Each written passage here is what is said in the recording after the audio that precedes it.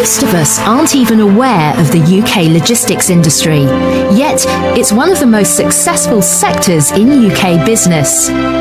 Logistics affects nearly every aspect of our daily lives. It's quite literally all around us, all the time. អន្តរជាតិបានន័យថាឲ្យតែការដោះដូរទំនិញឆ្លងព្រំដែនអានឹងគេចាត់ទុកថាវាគឺជាការធ្វើពាណិជ្ជកម្មអន្តរជាតិអញ្ចឹងយើងសាកគិតមើលបើសិនណាជាយើងចង់រកស៊ីជាមួយប្រទេសមួយផ្សេងទៀតអញ្ចឹងយើង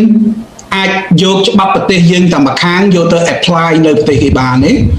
អត់អាចទេអត់អាចទេអញ្ចឹងដើម្បីអាចនាំតំណែងយើងចូលទៅប្រទេសគេបានយើងត្រូវស្គាល់ពីច្បាប់ទម្លាប់ប្រទេសរបស់គេណាតើច្បាប់ទម្លាប់ប្រទេសរបស់គេនឹងគេត្រូវការអីខ្លះណាឧទាហរណ៍ដូចជាកសិផលអញ្ចឹងមុននឹងយើងយកទៅចូលប្រទេសគេបានយើងត្រូវដឹងថាតើយើងត្រូវមានអីខ្លះទើបគេអនុញ្ញាតឲ្យយើងនាំកសិផលរបស់យើងនឹងចូលទៅលក់ក្នុងប្រទេសរបស់គេអ្វីបើតែគេមិនយកពន្ធនាំចូលពីយើងមែនក៏ប៉ុន្តែគេមានលក្ខខណ្ឌបើសិនណាជាអ្នកឯងមិន comply មិនឆ្លើយតបតាមអ្វីដែលជាតម្រូវការច្បាប់ទម្លាប់ផ្សេងខ្ញុំទេអ្នកឯងមិនអាចយកមកលក់ក្នុងប្រទេសខ្ញុំបានទេណាហើយសប្តាហ៍ថ្ងៃនេះនៅក្នុង WTO គេយកអាក្បួននឹងដើម្បី block ណាដើម្បីជួយដល់ផលិតករកសិករឬមួយក៏ពាណិជ្ជករស្រុកគេដើម្បីទប់ទល់ជាមួយនឹងយកផលិតផលប្រទេសផ្សេងមួយទៀតដែលមានតម្លៃថោកជាងហើយគុណភាពល្អជាងយកមកសម្រាប់ផលិតផលដែលផលិតក្នុងស្រុកដែរដោយសារអីប្រទេសទាំងនោះក៏ជាប្រទេសដែលមានការអភិវឌ្ឍរួចហើយបច្ចេកវិទ្យាគាត់លឿនជាងយើងឈានមុខជាងយើងអញ្ចឹងគាត់តម្លៃផលិតរបស់គាត់ទៀតគាត់អាចយកមកសម្រាប់យើងបានពេលណាក៏បានអញ្ចឹងហើយបានជានៅសល់កន្លែងនឹងមួយដែលប្រទេសមួយគេអាចប្លុកកុំឲ្យយកមកសម្រាប់ផលិតផលស្រុកគេខ្ញុំឥឡូវសូមបិទវងកញ្ចក់វិញអញ្ចឹងនៅពេលណាដែលការកើនឡើងនៅពាណិជ្ជកម្មអន្តរជាតិ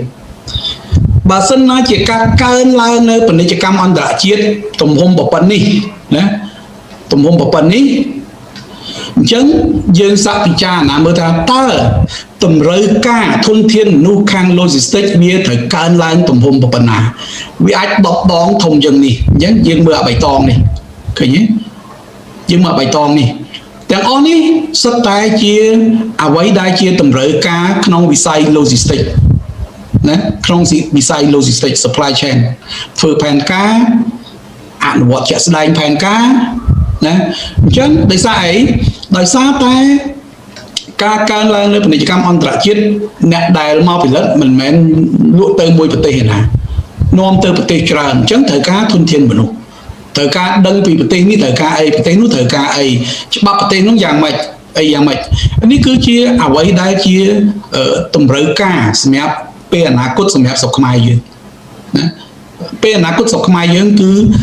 មានតម្រូវការខ្ពស់ណាស់ធនធានមនុស្សខាងធ្វើ logistics ពិតហើយរាល់ថ្ងៃយើងមើលអ្នកណាក៏អាចធ្វើពាណិជ្ជកម្មអន្តរជាតិបានដែរអ្នកដែលមិនចេះអីក៏អាចធ្វើពាណិជ្ជកម្មអន្តរជាតិបានដែរនិស្សិតទើបតែរៀនចប់ក៏អាចលក់អនឡាញបានដែរអាចកំងតំណែងមកចិនបានដែរក៏ប៉ុន្តែមានចំណុចជាច្រើនដែលខ្ញុំមើលឃើញថាវាមិនមានភាពប្រក្រតីហើយវាគឺ